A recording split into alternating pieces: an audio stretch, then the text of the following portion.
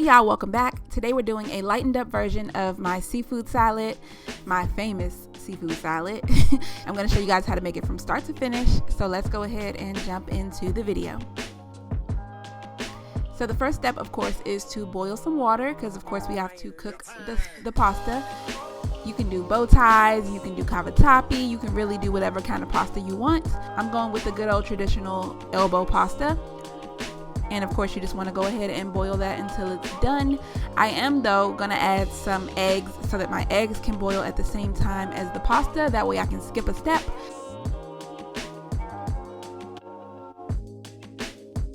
And then I just go ahead and let that boil. It usually takes about 10 to 12 minutes to cook fully. Next step, of course, is to go ahead and drain the pasta and the eggs and run some cold water on them to shock them and stop the cooking process.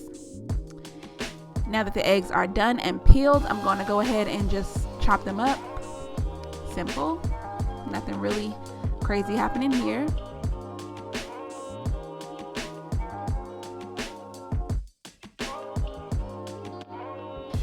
Typically after about 10 minutes of the pasta and eggs boiling, I would have thrown my shrimp in with that, but I forgot to do it, so I had to cook it separately.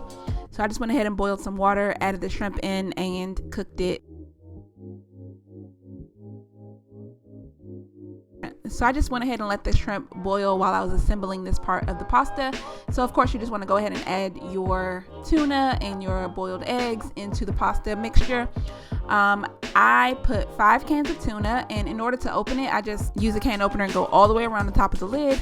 Then I use the lid to drain all the liquid out of the tuna, and then take something sharp to kind of fish the lid out of the can and empty the contents into the mixing bowl or pot or whatever you're using.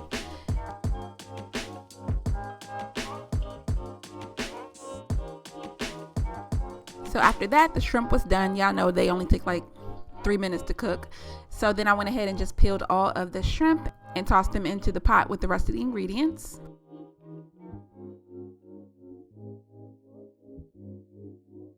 So after I got everything into the pasta, I realized that the pot was way too small, so I ended up having to transfer everything to a much larger bowl. And now we can start the mixing process. So I'm going to go ahead and with some reduced fat mayo. I'm using the olive oil kind. You can use whatever you want, but this is what's going to cut back on a lot of those calories because it's about half as many calories as normal mayo. So that is a really good calorie saving tip. And in total, I'm going to add about 3 cups of mayo and about 1 tablespoon of mustard. Of course, y'all know I'm a Marylander. I have to add in some Old Bay. It wouldn't be right without it. I'm doing probably about 3 tablespoons of Old Bay, but that is the only salt I'm using in the entire recipe. Also adding in some garlic powder, onion powder, pepper, and some salt-free garlic and herb seasoning. So now that we have all the seasonings and everything in there, the only thing left to do is mix.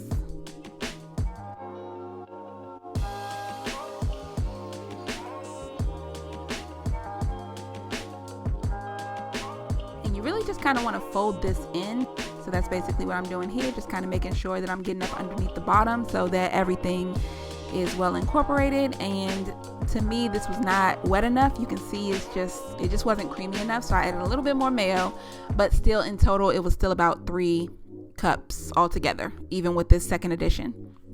So I gave it one more mix, and at this point it was really creamy, and you really want it pretty much almost creamier than you would want to eat it because the pasta is going to soak in some of that extra moisture after you refrigerate it. So now I'm just giving it a taste, and it needed a little bit more seasoning, so I went ahead and added a little bit more of everything except the garlic and herb seasoning.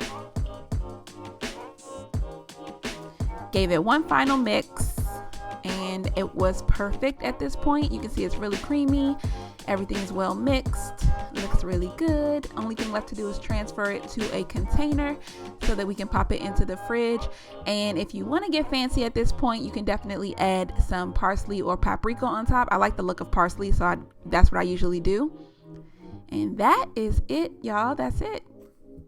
Simple, easy, way too calorie dense to eat on a regular basis, but for a party or for a dinner or something like that, it's really good. And then how I like to eat it is to use a cracker and just kind of use it as a dip for a cracker. It's so good, so good.